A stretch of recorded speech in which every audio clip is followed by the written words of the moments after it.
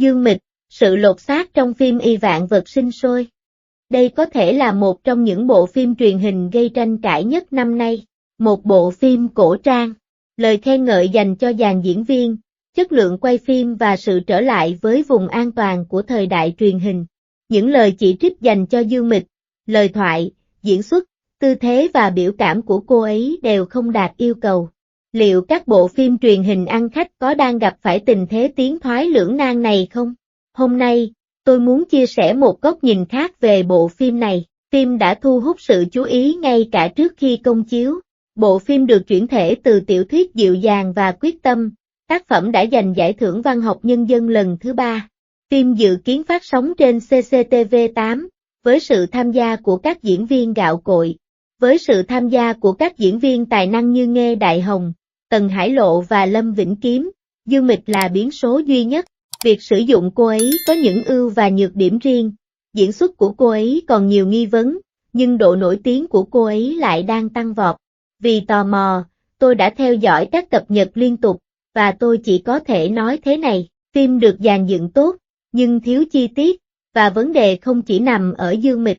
Phụ nữ nông thôn, các biên kịch nữ và bức chân dung tập thể về phụ nữ đương nhiên có chung một chủ đề, sự thức tỉnh của phụ nữ.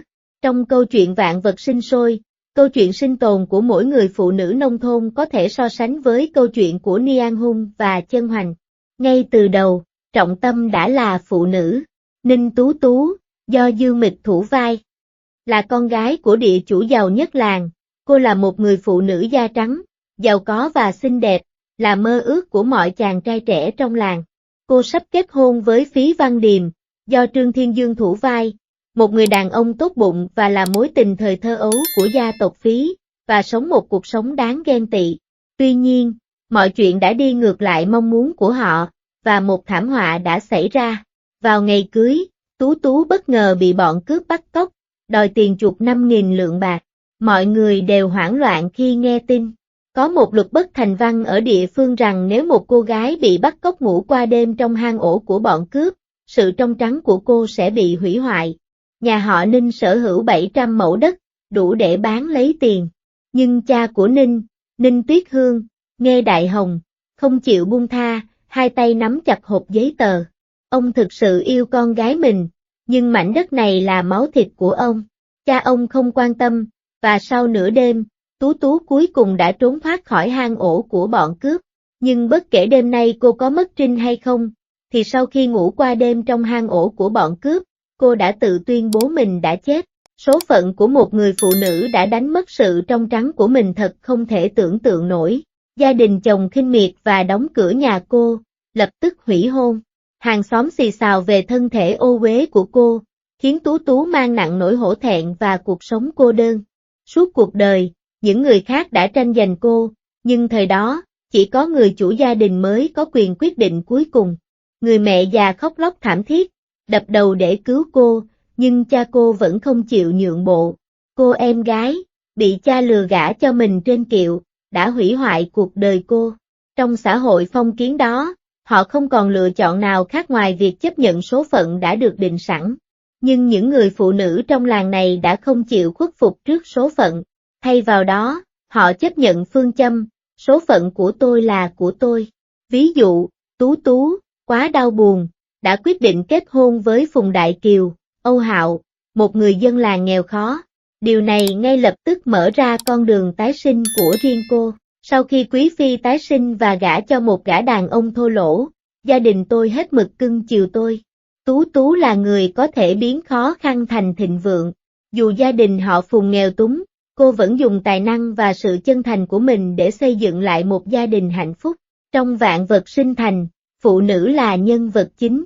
Sự thức tỉnh của họ bắt nguồn từ nhu cầu, và họ không bao giờ khuất phục trước số phận.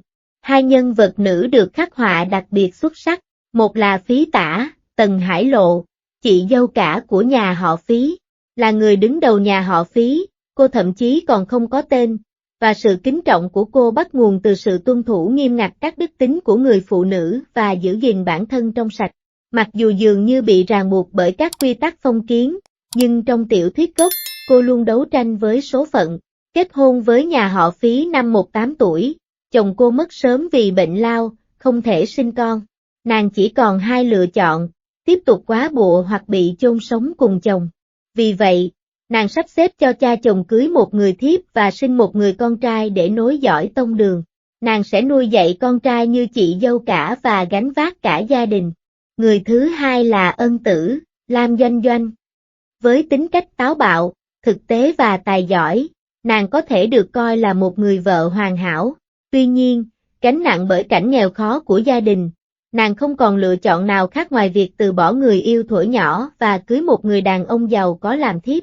Nàng biết mình sẽ phải đối mặt với sự chế giễu, nhưng nàng vẫn sẵn sàng chấp nhận trách nhiệm, gánh vác cả gia đình. Chúng ta thấy phụ nữ, bất chấp bối cảnh của một hệ tư tưởng suy đồi, đang nỗ lực chống lại số phận. Họ đang chứng minh bằng chính hành động của mình rằng, phụ nữ nắm giữ nửa bầu trời. Nông dân và đất đai, phụ nữ dần thức tỉnh, nhưng nông dân vẫn không muốn thoát khỏi tình cảnh hiện tại. Vở kịch diễn ra ở vùng nông thôn phía Nam Sơn Đông vào năm 1926, ngay sau khi nhà Thanh sụp đổ và trước khi chiến tranh bùng nổ. Đối với nông dân thời đó, đất đai quan trọng hơn cả mạng sống. Ví dụ, người cha nhà họ Ninh, vì đất đai, thậm chí còn bỏ mặc con gái mình, người đã rơi vào sào huyệt của bọn cướp. Sau đó, người cha nhà họ Phùng, vì đất đai, đã ép con trai mình kết hôn với con gái của người đàn ông giàu nhất, người đã không còn trong trắng. Một lý do, người dân Trung Quốc hầu như không đủ ăn, họ sợ chết đói, vì vậy họ bất chấp các mối quan hệ gia đình và đạo đức, cố gắng tuyệt vọng để giữ lấy đất đai của mình. Toàn bộ vở kịch được đặt trong bối cảnh những thay đổi về đất đai ở vùng nông thôn phía Nam Sơn Đông, tập trung vào vùng đất của làng Thiên Niên Diệu, và kể về câu chuyện thăng trầm của ba gia đình, họ Ninh, họ Phùng và họ Phí, qua hai thế hệ. Đất đai là nền tảng cho sự sinh tồn của chúng ta. Câu thoại trong vở kịch, người thèm đất một lúc, đất đói người cả năm, đã lột tả sức mạnh ban sự sống của đất. Một cảnh trong vở kịch miêu tả phong tục đánh trâu xuân của dân gian. Vở kịch truyền tải mạnh mẽ mối quan hệ cộng sinh giữa con người và đất đai, thể hiện lòng tôn kính và gắn bó sâu sắc của người nông dân với đất đai, sự cần cù lao động của họ chỉ để duy trì nó. Đó chính xác là những gì đã xảy ra. Vì nông dân quá phụ thuộc vào đất đai, địa chủ trở thành trung tâm quyền lực. Địa chủ số 1, nhà họ Ninh, sở hữu hơn 700 mẫu Anh, họ là những địa chủ địa phương lớn nhất, nhưng cũng là những kẻ keo kiệt điển hình nhất. Với 5.000 đô la, ông có thể bỏ mặc siêu siêu khỏi sào huyệt của bọn cướp. Với 50 mẫu Anh đất đai màu mỡ, ông có thể gả con gái út của mình, Su Su, Xin Phây, cho người khác. Đất đai là cuộc sống của ông, và kết quả là, ông không có gia đình, không bạn bè, không hàng xóm. Cuối cùng, tất cả những gì còn lại là đất đai. Địa chủ số 2, nhà họ Phí. Bề ngoài thì ấm áp nhưng lạnh lùng, chị dâu cả của nhà họ Phí trông có vẻ đáng kính, nhưng thực chất, bà ta là một kẻ độc ác tàn nhẫn. Hàng năm, nông dân tranh nhau cho thuê đất, họ đến chúc Tết và lấy lòng địa chủ, vì sợ mất đi mảnh đất nuôi sống gia đình. Người nông dân thứ 3, nhà họ Phùng. Nhà họ Phùng là hình mẫu điển hình cho những người nông dân trong làng. Họ sống dựa vào nghề nông, và chỉ tập trung vào đất đai, coi nó như mạng sống của mình. Có một cảnh như thế này trong vở kịch, Đại Kiều và Thiết Đầu, hai thành viên của nhà họ Phùng, không chỉ là họ hàng mà còn là hàng xóm tốt, vì gia đình Thiết Đầu là trẻ mồ côi và góa bụa, Đại Kiều thường xuyên giúp đỡ họ. Vào dịp Tết Nguyên Đán, hai gia đình thậm chí còn cùng nhau ăn bánh bao. Người ta thường nói rằng họ hàng xa còn tệ hơn hàng xóm gần. Ngay cả Phùng Đại Kiều cũng nói đùa rằng ông sẽ giúp đỡ mẹ Thiết Đầu lúc tuổi già. Nhưng những lời nói thân thiện lúc trước bỗng chốc trở thành những lời cay nghiệt. Vì gia đình Thiết Đầu không trả được tiền thuê đất, nên đất đai của họ đã bị tịch thu. Vừa lúc đó, gia đình Đại Kiều thuê đất, hai bên xảy ra tranh chấp, suýt nữa thì chia tay. Đất đai gắn kết người nông dân, nhưng nếu họ rời bỏ nó, họ sẽ không còn nơi nào để đi. Giống như tựa đề của vở kịch này, vạn vật sinh sôi, có lẽ nó thể hiện mối liên hệ mật thiết giữa đất đai và sự sống, còn đất thì nông dân còn sống. Liệu có phải lỗi của diễn viên? Vở kịch mang tính thời sự, nhân vật được xây dựng tốt, liệu đây có thực sự là một vở kịch hay? Không, như đã đề cập trước đó, Đao Bần đầy rẫy những đánh giá tiêu cực 1 sao, và diễn xuất của Dương Mịch đã bị chỉ trích gay gắt. Thứ nhất, vấn đề nằm ở diễn xuất của cô. So với các diễn viên kỳ cựu, diễn xuất của cô kém xa, và cư dân mạng đã chỉ trích diễn xuất của cô là quá kém cỏi. Thứ hai, vấn đề nằm ở hình ảnh của cô. Làn da trắng của cô trông như đã qua chỉnh sửa, hoàn toàn mất đi nét đặc trưng của nhân vật thôn quê. Nhưng liệu một mình Dương Mịch có thể kéo cả bộ phim xuống dốc không? Câu trả lời là không. Thành thật mà nói, diễn xuất của Dương Mịch còn lâu mới hoàn hảo, và thực sự có sự tương phản với các diễn viên kỳ cựu. Nhưng theo tôi, sự tiến bộ của Dương Mịch là điều khán giả có thể nhận thấy rõ ràng. Từ Cáp Nhĩ Tân 1944 đến Đường Gia Nguyên rồi đến Vải Thiều Trường An, rõ ràng Dương Mịch đã nỗ lực hết mình để thay đổi bản thân. Và giờ đây, trong Vạn Vật Sinh Tử, 4 tháng trước khi phim khởi quay, Dương Mịch đã đến Sơn Đông để trải nghiệm công việc đồng áng, xuất hiện với gương mặt không trang điểm và sẵn sàng bôi sơn đen. Sự chân thành này thực sự rất cảm động. Tôi nghĩ nhân vật Ninh Tú Tú trong phim là con gái của một địa chủ giàu có, và làn da trắng trẻo của cô ấy trong những lần xuất hiện đầu tiên rất phù hợp với bối cảnh của nhân vật. Có một cảnh khóc trong phim, mẹ của Ninh Tú Tú qua đời, và bà trở về muộn màng, mang trong mình nỗi ân hận. Cô quỳ gối trước quan tài và bật khóc. Tuy diễn xuất của cô không gây xúc động ngay lập tức như một diễn viên kỳ cựu, nhưng rõ ràng là nước mắt của cô đã được cốt truyện cuốn đi, và khán giả hoàn toàn không cảm thấy bị phân tâm. Một số chi tiết thậm chí còn mang đến những bất ngờ thú vị. Ví dụ, khi Tú Tú bí mật mua một con bò và mang về nhà, nấp sau bức tường để xem phản ứng của bố chồng, nụ cười mỉm của cô rất rõ ràng, tạo thêm nét tự nhiên cho nhân vật. Ngay cả Tần Hải Lộ, vốn nổi tiếng với lối diễn xuất thẳng thắn và khắc nghiệt, cũng khen ngợi Dương Mịch sau hậu trường. Sự sẵn sàng làm việc chăm chỉ và phạm sai lầm của cô thực sự vô giá. Vậy, Dương Mịch có thực sự đáng trách vì những đánh giá tiêu cực, những thiếu sót không nhiều hơn những ưu điểm? Đúng là bộ phim này rất thú vị và đáng xem, nhưng thay vì trở thành một bộ phim thực sự xuất sắc, nó vẫn còn nhiều vấn đề không nên bỏ qua. Đầu tiên, nhịp phim chậm.